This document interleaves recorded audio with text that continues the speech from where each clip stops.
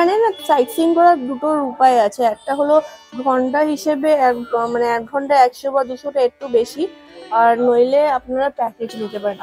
আমরা প্যাকেজই বুক করছি, কারণ ওটাই মানে রিজনেবলও পড়ে আর ঠিকঠাক প্রাইসও পড়ে। তো এবার এখানে বেশ কয়েকটি মন্দির আছে।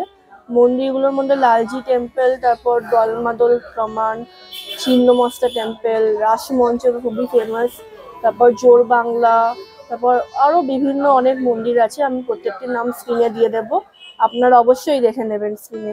আর আমি তো দেখাবোই ঘুরে আজকে, প্রত্যেকটি মন্দির খুব ভালো করে দেখাবো আমি ঘুরে। আপনারা পুরো ভিডিওটি এন্ড অবধি দেখবেন প্লিজ, কারণ আমি প্রত্যেকটি ইনফরমেশন পুঙ্খানুপুঙ্খভাবে দেবো আজকে ভিডিওতে বিষ্ণুপুর ট্রাভেলে, যাতে আপনারা যখন আসবেন আপনাদের কোনো সমস্যা হবে না বিষ্ণুপুর ঘুরতে। বিষ্ণুপুরে থাকার বেশ কয়েকটি জায়গা আছে, ভালো জায়গা হলো দুটি। একটাই মোনালিসা লজ, আর আরেকটি হলো ওয়েস্ট বেঙ্গল ট্যুরিজম প্রপার্টি একটা আছে। প্রত্যেকটি জায়গাতেই আছে, আপনারা জানেন এখানেও আছে ওয়েস্ট বেঙ্গল ট্যুরিজম প্রপার্টি। ওটাতে আমি বুকিং পাইনি, হলে আমি ওটাকে চেষ্টা করছিলাম, কিন্তু ওটাতে বাই চান্স দেখলাম যে সবকটা রুমই বুক হয়ে গেছে। আমি মোটামুটি 15 days আগে ট্রাই করেছিলাম। আপনারা ট্রাই করবেন 1 month আগে, তাহলে আপনার মনে হয় বুকিংটা পেয়ে যাবেন। তো এখানে আমার রুম রেন্ট হচ্ছে পার ডে 1725 টাকা উইথ জিএসটি নিয়ে। আমি নিয়েছি ডিলাক্স রুম। এখানে আর একটা ইকোনমি রুমও আছে, ওটার ভাড়া 850 কি 900 মতন। ওটার যে ঘরটা আমি দেখিয়ে দেবো আপনাদের ভিডিওতে, আপনারা দেখে নেবেন। আর এখানেও খাওয়া দাওয়ার ব্যবস্থা রয়েছে। এখানে খাওয়া দাওয়ার জন্য আপনাদের একটু হয়তো মেবি আধা ঘন্টা বা 1 ঘন্টা আগে বলতে হবে, তাহলে ওনারা বানিয়ে দেবেন। রাত্রে আমি এখানেই খাবো, কারণ আমি সকালে গেছিলাম হলো মোনালিসা হোটেল, যেটা সেখানে। তবে মোনালিসা হোটেলে প্রচুর নাম শুনেছি বটে, তবে আমার কিন্তু সত্যি বলতে ওখানকার খাওয়াটা মানে যেরকম নাম শুনেছিলাম মারাত্মক একটা হাইপ ছিল, সেই লেভেলের না, তবে খারাপও না। এবার আপনারা যদি বিষ্ণুপুর আসেন, আপনারা কিন্তু এখানে 3 দিন থাকতে পারেন। প্রথম দিন আমাদের মতন লোকাল সাইট সিইং করলেন, পরের দিন গেলেন জয়রামবাটি কামারপুকুর, আর তারপরের দিন বিষ্ণুপুর থেকে মুকুটমণিপুর আর শুশুনিয়া পাহাড়, যে কোনো একটা 2 দিনে ট্রাভেল করতে পারেন। আবার জয়রামবাটি কামারপুকুর না দেখে আপনি 2 দিন একটা জায়গায় যাবেন, মুকুটমণিপুর বা শুশুনিয়া পাহাড়, অথবা আপনি বনলতা রিসর্টও যেতে পারেন। আমাদের ইচ্ছা আছে কালকে আমরা বনলতা যাই, থাকবো না অবশ্যই, কারণ কালকে আমাদের ট্রেন আছে বিকেল না দুপুরই বলতে পারেন। দুপুর 3:40 আমাদের ট্রেন বিষ্ণুপুর স্টেশন থেকে। ওটাও আরণ্যক এক্সপ্রেসই, শালিমারে পৌঁছাবে বোধহয় 7টা 7:30টার দিকে। তো যাই, টোটো মনে হয় চলে এসেছে, দাঁড়ান আমি টোটো উঠি তারপর বলছি। আজকে আমাদের প্রথম গন্তব্য হলো আমরা আজকে বিষ্ণুপুরে তাঁতিপাড়ায় যাব। তাঁতিপাড়ার একটি ছোটোখাটো কারখানাতে আমাদের টোটো ড্রাইভার আমাদের নিয়ে আসে। তো এনাদের দিয়ে কথা বলে যে জানতে পারি যে ওনাদের একটা শাড়ি তৈরি করতে মোটামুটি 7 থেকে 8 দিন মতন লাগে। তো এখানে আরো অনেকে আছে, প্রায় মোটামুটি 5-6 জন দেখলাম একই সঙ্গে শাড়ি তৈরি করছে এরম ভাবে। আমি মানে প্রসেসটাও দেখানোর চেষ্টা করেছি যে ওনারা কিভাবে ঠিক বানাচ্ছেন শাড়িটা। এই যে এখানে উনি আরেকটা বানাচ্ছেন। ওনারা শাড়িটা তৈরি হয়ে গেলে লম্বা উডেন লগের মধ্যে ওটাকে ভালো করে পেঁচিয়ে রাখেন। তো আপনারা এখান দিয়েও কিন্তু ডাইরেক্ট কিনতে পারেন, তবে যদি কোয়ালিটি নিয়ে ইস্যু হয় তো আপনারা এখানে অনেক ভালো ভালো দোকান আছে, আমি নামগুলো ডেসক্রিপশন বক্সে দিয়ে দেবো, ওইখান দিয়েও কালেক্ট করতে পারেন বিষ্ণুপুরি সিল্ক। এইখানে আর বেশিক্ষণ দাঁড়াবো না, চলুন আমরা এবার যেখানে যাব ফার্স্ট সাইট সিন আমাদের হলো ছিন্নমস্তা মন্দির, ওইখানে চলুন। ছিন্নমস্তা মন্দির আর দলমাদল কামান একদম পাশাপাশি দুটো আছে। তো আর এইখানে না প্রচুর দোকান আছে, আপনারা যদি চান যে আপনারা বিষ্ণুপুর থেকে কিছু কিনবেন তো আমি বলবো আপনারা এখান দিয়ে কিনতে পারেন। এখানে কিন্তু দামও অনেকটাই রিজনেবল, আর সবচেয়ে বেশি বড় কথা হলো এখানে না প্রচুর দোকানের মধ্যে প্রচুর ভ্যারাইটি আছে, তো আপনারা চুজ করে এখানে কিনতে পারেন। চলুন আমি আগে যাবো হলো ছিন্নমস্তা মন্দিরে, তারপর আমি আপনাদের এগুলো ঘুরে দেখাবো।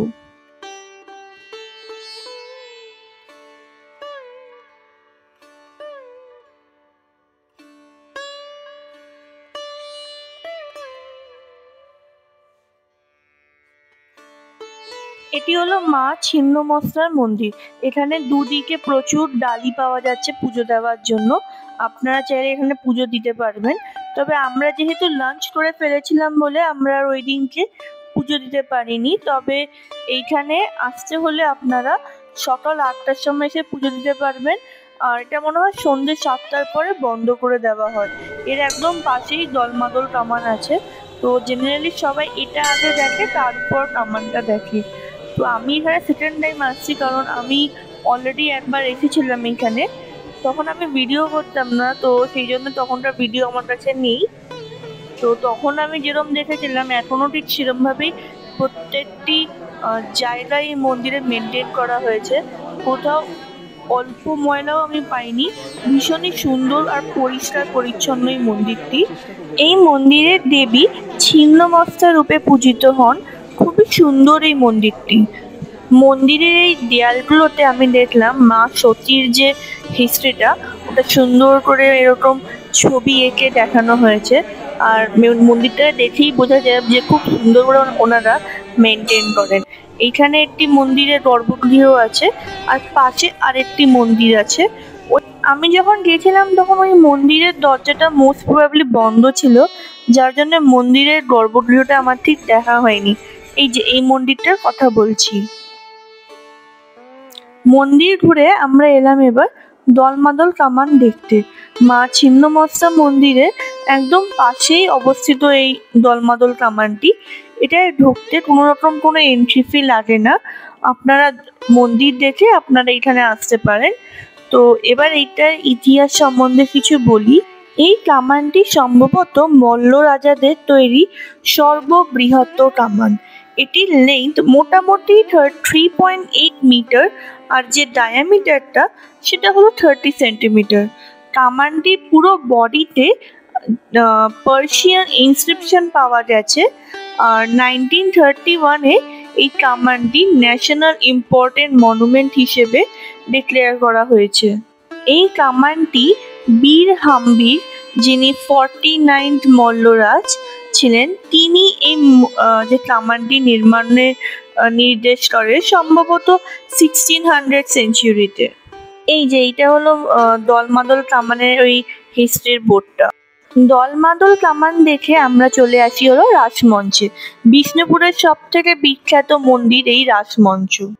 রাসমঞ্চের টিকিটের সঙ্গে বাকি মন্দিরের এন্ট্রিও ইনক্লুডেড। কত করে টিকিট নিল? 25 রুপিস পার পারসন। আপনারা অনলাইন অথবা অফলাইন দুইভাবেই এখানে টিকিট কাটতে পারবেন। আমরা যেরকম অফলাইনে লাইন দিয়ে টিকিট কাটলাম। এরপরে আমরা চলেছি রাসমঞ্চ দেখতে। 1932 সালে এই রাসমঞ্চটি ASI অর্থাৎ আর্কিওলজিক্যাল সার্ভে অফ ইন্ডিয়ার তত্ত্বাবধানে আসে। এই রাসমঞ্চটি 1600 সেঞ্চুরিতে বীর হাম্বির মল্লদেবের দ্বারা নির্মাণ করা হয়েছে। এই রাসমঞ্চটি খুবই বিখ্যাত একটি মন্দির। তার কারণ হলো এই রাসমঞ্চে খুবই বড় করে 1932 সাল পর্যন্ত রাস উৎসব পালন করা হতো। রাস উৎসবের সময় সমগ্র বিষ্ণুপুরের যত রাধা গোবিন্দর বিগ্রহ আছে সবগুলোকে এখানে নিয়ে আসা হতো, তারপর এখানে একসঙ্গে পুজো করা হতো। এই রাসমঞ্চের যে মন্দিরটি, এটার যে নিচের এই যে পোর্শনটা আমি দেখাচ্ছি, এটা হলো ল্যাটেরাইট স্টোনে নির্মাণ করা। আর ওপরের যে পোর্শনটি ওটা পোড়ামাটি টেরাকোটা অটো বলতে পারেন, অথবা ব্রিক্স দিয়ে নির্মাণ করা। দু ধরনের জিনিস ব্যবহার করা হয়েছে এই মন্দিরটি নির্মাণের ক্ষেত্রে। মন্দিরের চারিদিকে অপূর্ব সুন্দর যে গার্ডেন আছে, খুব ভালোভাবে মেনটেন করা, পরিষ্কার পরিচ্ছন্ন এই মন্দিরটি। এই মন্দিরে যে রাস উৎসব পালন করা হতো তা তো আমি আপনাদের বললামই। এই মন্দিরের যে আপনারা খেয়াল করেছেন কিনা আমি জানি না, এটার যে রুফটা, এই রুফটা যদি দেখেন, এটা ইসলামিক আর্কিটেকচারের যে ডোম শেপড আর্কিটেকচারগুলো হতো অনেকটা সেই মতে বানানো। আর এটার মন্দিরের যে চূড়াটা সেটা হলো পিরামিডাল শেপ দেওয়া। আপনারা দূর থেকে দেখলে এই জিনিসটা হয়তো ফিল করবেন। মন্দিরের ভেতরটা তো অসম্ভব সুন্দর। এইখানে আগে গর্ভগৃহতে রাধা গোবিন্দর মূর্তি ছিল, কিন্তু ওটা এখন মিউজিয়ামে নিয়ে যাওয়া হয়েছে, যার ফলে এখানে এখন কোনো মূর্তি পূজা হয় না। এরপর আমরা পঞ্চরত্ন সামরাই মন্দিরের সামনে আসি। একটা মন্দিরের থেকে আরেকটা মন্দির মোটামুটি 5 থেকে 8 মিনিট দূরত্বে অবস্থিত, তো বেশি সময় লাগেনি। চলুন এবার সামরাই মন্দিরে প্রবেশ করা যাক। রাজমঞ্চে আপনারা যে টিকিটটা কাটবেন সেই টিকিটটা দেখিয়ে আপনাদের এই মন্দিরে প্রবেশ করতে হবে। মল্লরাজ রঘুনাথ সিংহের দ্বারা 1643-তে এই মন্দিরটি নির্মাণ করা হয়। এই মন্দিরে শ্রীকৃষ্ণ রূপে পূজিত হতেন বিষ্ণুদেব। এই মন্দিরটি টেরাকোটা ব্রিক্স দিয়ে তৈরি। সামরাই মন্দির ঘুরে দেখবার পর আমাদের টোটো ড্রাইভার আমাদেরকে এই স্থানটিতে নিয়ে আসে। এই মন্দিরটিও মল্ল রাজাদেরই তৈরি, তবে এটা এখন প্রায় ভগ্নদশা, এটা এখন রিপেয়ার করা হচ্ছে। এখানে আনার কারণ এই মন্দিরটি অবশ্যই না, এর সামনে নাকি একটি 7তলা পুকুর আছে, যেটা তখনকার দিনে মল্ল রাজাদের ব্যবহৃত হতো। আর এই পুকুরের সামনে নাকি ওইখানে তখনকার দিনে যে ওনাদের হাওয়া মহল হতো, এই হাওয়া মহল আছে।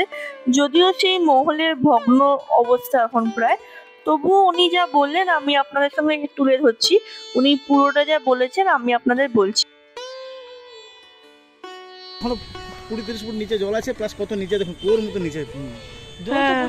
হ্যাঁ, এটা এই পুকুরটার নাম হলো 7তলা পুকুর, মল্ল রাজাদের। আর ওগুলো ছিল রাজবাড়ি, মানে আমরা ঘর বলি না 2তলা বাড়ি, 3তলা বাড়ি, 4তলা বাড়ি, 7তলা পুকুর, মানে এত নিচে দেখুন। আবার এর নিচে এখনো 30 ফুট জল আছে, 30 ইঞ্চি কুয়োর মতো পুকুর ছিল। এটা মল্ল রাজাদের, বয়স প্রায় 1000 বছর উপরে, শুকায়নি তো, 1100 বছর বয়স। ওগুলো ছিল রাজবাড়ির হাওয়া মহল 4টা। হাওয়া মহল প্রত্যেক রাজবাড়িতে হাওয়া মহল থাকতো না? হ্যাঁ, ওই রাজার। হ্যাঁ, তখনকার রুক্ষ এলাকা, গরম এলাকা, জলবস্ত পাখা ছিল না, গুপ্ত বৃন্দাবন বলা হয়। মানে এত মন্দির আর কোথাও নেই। মল্ল রাজাদের রাজধানী ছিল বিষ্ণুপুর। এখানে একটা মন্দির আছে, আশ্চর্য হবেন, পৃথিবীর সর্বপ্রথম দুর্গা মূর্তি। 1027 বছর একটা মূর্তিকে পুজো হয়ে আসছে। মা বিসর্জন হয় না, মা সোমনা দিলে রং হয়। 997 বাংলার 404 মল্লার্দ 303 মল্ল রাজা জগৎ মল্ল প্রতিষ্ঠিত করেছিল। তো ওখানে নিয়ম আছে মাস্টার সন্ধিক্ষণে একটা কামান দেখা হয়, কামানের আওয়াজ তপধ্বনি শুনে এখানে সন্ধি পুজো। কামানটা রাখা যায়, দেখবো। এরপরে আমাদের টোটো চালক আমাদেরকে জোর বাংলা মন্দিরে নিয়ে আসে। জোর বাংলা মন্দিরের আরেক নাম হলো কেষ্টরায় মন্দির। এইখানে শ্রীকৃষ্ণ কেষ্টরায় রূপে পূজিত হতেন। এই মন্দিরটি মল্লরাজ রঘুনাথ সিংহের দ্বারা তৈরি করা হয়েছিল 1655 সেঞ্চুরিতে। এই মন্দিরটি দোচালা স্টাইলে বানানো, মানে দুটো যে বাড়ি মতন করে কানেক্টেড আছে, ওই জন্যই এটা দোচালা স্টাইলে বানানো বলা হচ্ছে। দোচালা আর রত্ন আকারে বানানো এই মন্দিরটি। এবার আমরা এসছি হলো রাধাশ্যাম মন্দির দেখতে। এটা দূর থেকে পুরোটা মন্দির আসার জন্য আমি এখান থেকে একবার দেখাচ্ছি। চলুন মন্দিরের ভেতরে ঢুকি। এবার মন্দিরের ভেতরে ঢোকার রাস্তাটা হলো এরকম। মন্দিরের বাইরে থেকে মন্দিরটা দেখানোর কারণ এটাই যে আমি মন্দিরে ঢোকার পর না পুরো মন্দিরটা আমি ঠিক আনতে পারছিলাম না, কারণ ওটা আনা সম্ভব হচ্ছিল না। কমপ্লেক্সটা ওরমভাবেই বানানো হয়েছে, এই মন্দির কমপ্লেক্সটি, যার জন্য আমি একটু দূর থেকে আপনাদের পুরো মন্দিরটা কিরম দেখতে একবার দেখিয়েছি। তো এই মন্দিরটির সম্বন্ধে বলি, এই মন্দিরটি ল্যাটেরাইট স্টোন দিয়ে বানানো। এই মন্দিরটি ভীষণই একটি বিখ্যাত মন্দির, তার কারণ হলো টেরাকোটা আর্ট খুব সুন্দরভাবে তুলে ধরা হয়েছে এই মন্দিরে। এই মন্দিরটির নাম হলো রাধাশ্যাম মন্দির। এটি মল্লরাজ চৈতন্য সিংহের দ্বারা 1758 সেঞ্চুরিতে নির্মাণ করা হয়। এটি একটি দক্ষিণমুখী মন্দির। এই মন্দিরটির যে আর্কিটেকচার সেটা হলো এক রত্ন আর্কিটেকচার স্টাইল। যখন মিডিভাল বেঙ্গলে রত্ন স্টাইলে মন্দির বানানোর চলটা খুব প্রচলিত ছিল। শ্রীকৃষ্ণ এখানে শ্যাম রূপে পূজিত হন, সঙ্গে রাধাও আছে, যার জন্যই নাম রাধাশ্যাম মন্দির। এই মন্দিরের যে দেয়ালগুলি, ভেতরের গর্ভগৃহ ঢোকার একদম আগে যে দেয়ালগুলি, এর মধ্যে ভীষণই সুন্দর নিপুণভাবে রামায়ণের যে একটি সিন ওগুলো তুলে ধরা হয়েছে। এই যে রাধাশ্যামের যে বিগ্রহগুলো আমি দেখাই আপনাদের। গর্ভগৃহ দেখে বেরোনোর সময় এটি আমার চোখে পড়লো যে কী করে এত মানে বিখ্যাত হিস্টোরিক্যাল মনুমেন্টে লোকে এরকম কুকর্ম করে গেছে। মানে এগুলো সত্যিই বন্ধ করা দরকার। আমরা যদি নিজেরাই নিজের দেশের জিনিসকে সংরক্ষণ না করতে পারি তাহলে আর বাকি বাইরের লোককে বলে কিছু হবে না। এইখানে সমুদ্র মন্থনেরও সুন্দর যে চিত্রগুলো পাথরে খোদাই করে তুলে ধরা হয়েছে, মানে অসম্ভব সুন্দর। মানে প্রত্যেকটি দেয়ালে এখানে পাথরগুলোকে মানে স্কাল্প করে এগুলো বানানো হয়েছে। অসম্ভব সুন্দর এই মন্দিরটি। রাধাশ্যাম মন্দির দেখে বেরোনোর পর তার একদম উল্টো দিকে আপনারা পাবেন হলো মা মৃন্ময়ীর মন্দির। এই মন্দিরটি সম্ভবত বিষ্ণুপুরী না, পুরো ওয়েস্ট বেঙ্গলের সব থেকে পুরনো মন্দির। তার কারণ হলো এই মন্দিরটি 997 CE-তে নির্মাণ করা হয়েছে। আর তার মায়ের বিগ্রহটি মল্লরাজ জগৎমল্ল যখন তার রাজধানী প্রদ্যম্নপুরটা বিষ্ণুপুরে চেঞ্জ করেন, তখন তিনি মা মৃন্ময়ীর এই মন্দিরটি নির্মাণ করেন 997 CE-তে। এই মন্দিরটির বয়স প্রায় 1000 বছর।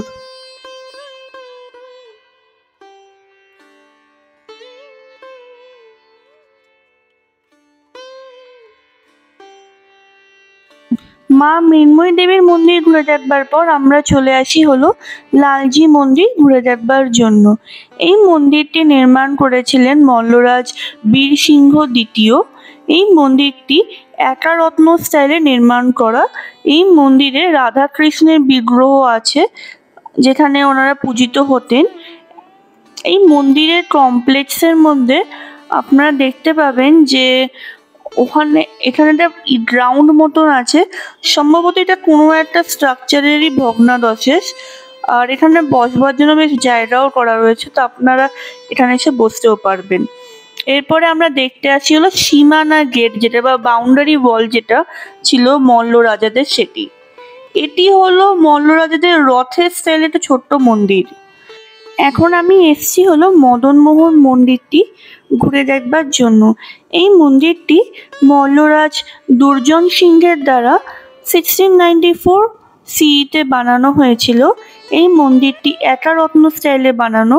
মন্দিরের যে বেসটি সেটি ল্যাটেরাইট স্টোনের, আর মন্দিরের যে ওপরের পোর্শনটা সেটা হলো টেরাকোটা ব্রিক্স দিয়ে তৈরি। মন্দিরে বেশ কিছু জায়গাতে রেনোভেশন হচ্ছে।